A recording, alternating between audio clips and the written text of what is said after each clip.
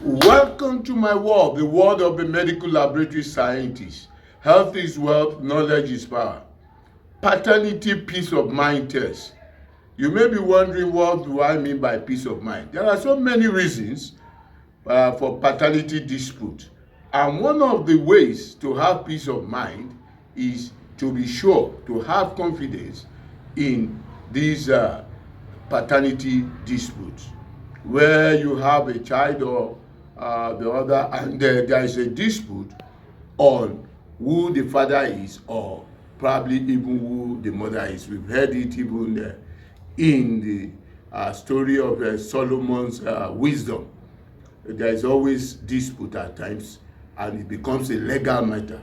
So this peace of mind is very necessary to have over one's own child, or any claims that one has.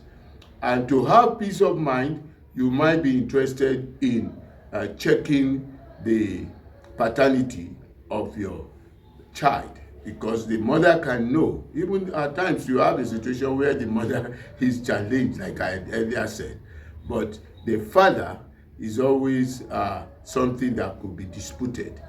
And to have a peace of mind, fathers could easily just take their child and do this test in the lab.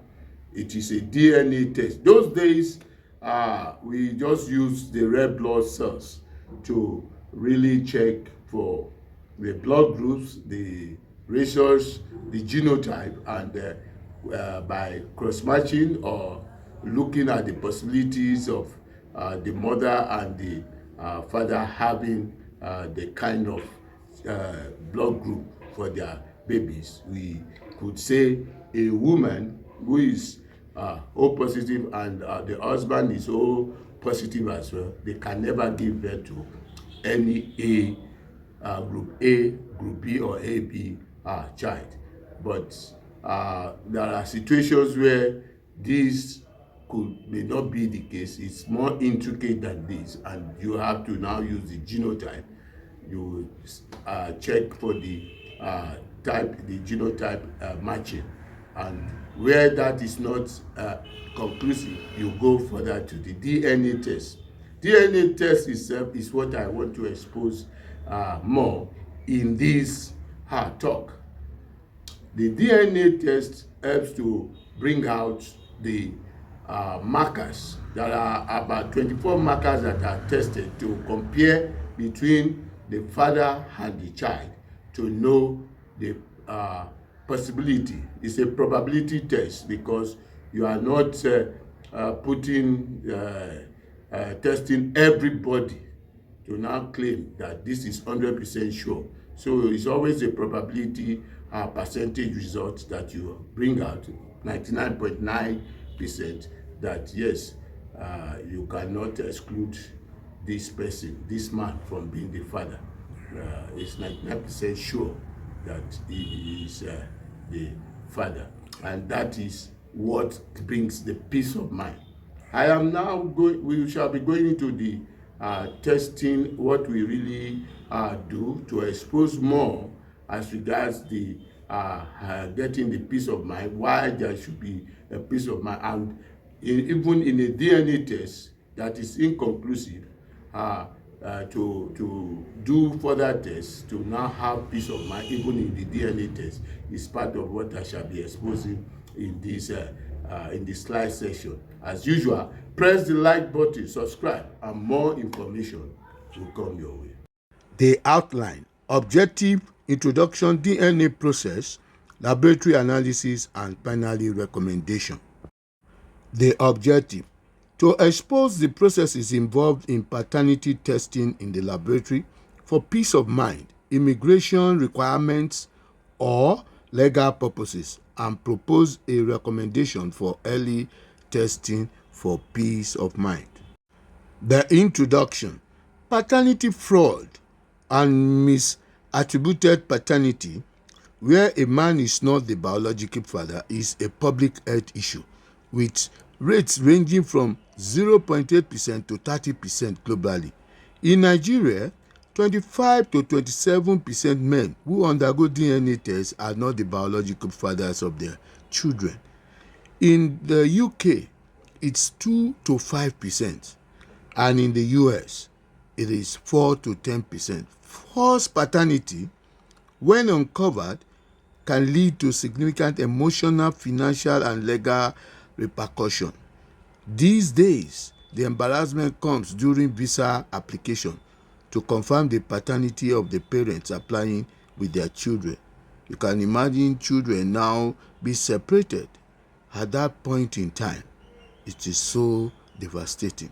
The paternity peace of mind test will therefore help lower this fraud. The DNA processes.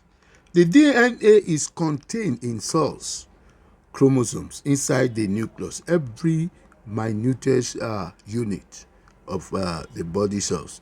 The mitochondria also have chromosomes, and it's called the mitochondrial DNA. It's therefore possible to do DNA tests with any cell of the body, just name it, anywhere, collect, except the red cells that has no nucleus nor mitochondria, in order to have enough space for the carriage of oxygen in the hemoglobin. Before DNA tests came to be, these red cells grouping was done. Red cells were very useful for grouping, and you find people being grouped into A, B, and O. The cross-match, when you cross-match these groups, you will be able to see reactions even during blood transfusion. And with that knowledge too, we are able to know that the parents that are O group cannot give birth to A, B, or AB children.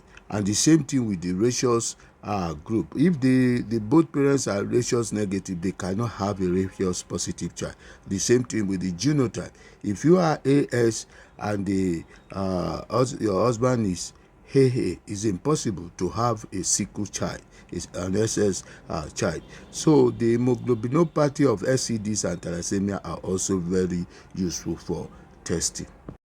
Now, the DNA process involves four steps in the main: the extraction, the quantitations, the amplifications, and capillary electrophoresis.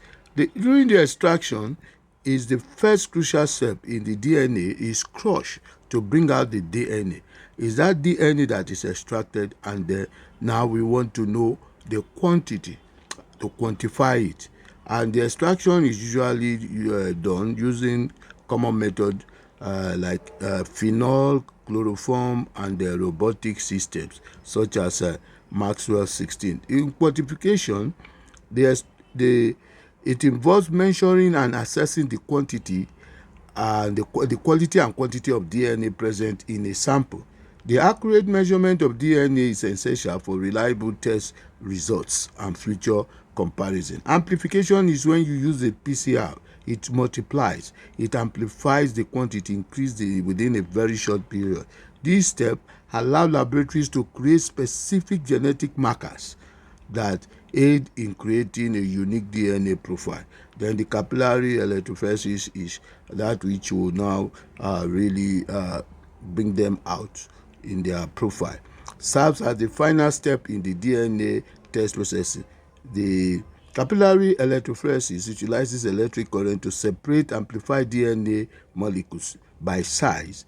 As each molecule moves through the capillary, it is detected and recorded based on its size. So the data is stored and is useful. The BCA collects this data on an AB high Prism 3130 genetic analyzer to develop a DNA profile that can be matched and compared with other known samples. Even this DNA profile, if it's done for everybody, it's very easy to know who is the father of any child, just by taking that the DNA profile of a person. The laboratory analysis. DNA collection is the first step.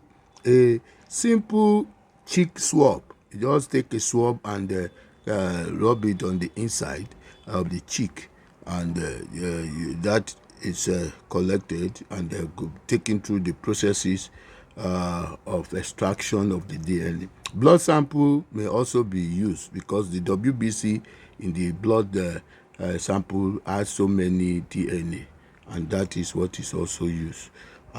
The sample is taken to the specialized laboratory. The earlier highlighted processes take place, and finally analyze specific region within the DNA known as genetic marker, as shown in the pictures. You'll see them. These genetic markers are inherited from both parents.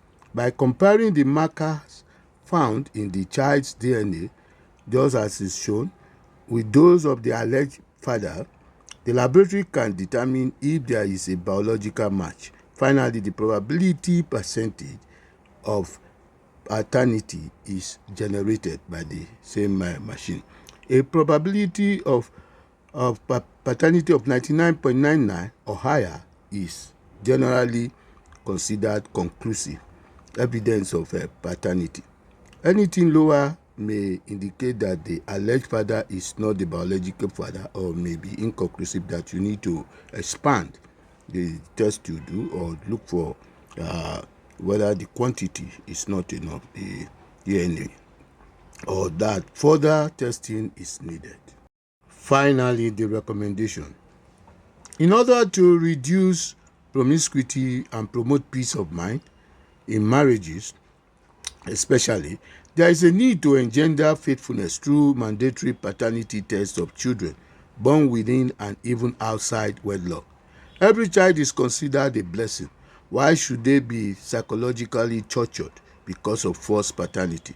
To avoid false DNA results, there must be repeat tests at different reputable DNA laboratories for assurance double sure. The world will surely become a more peaceful place to live in, because trust will be engendered. And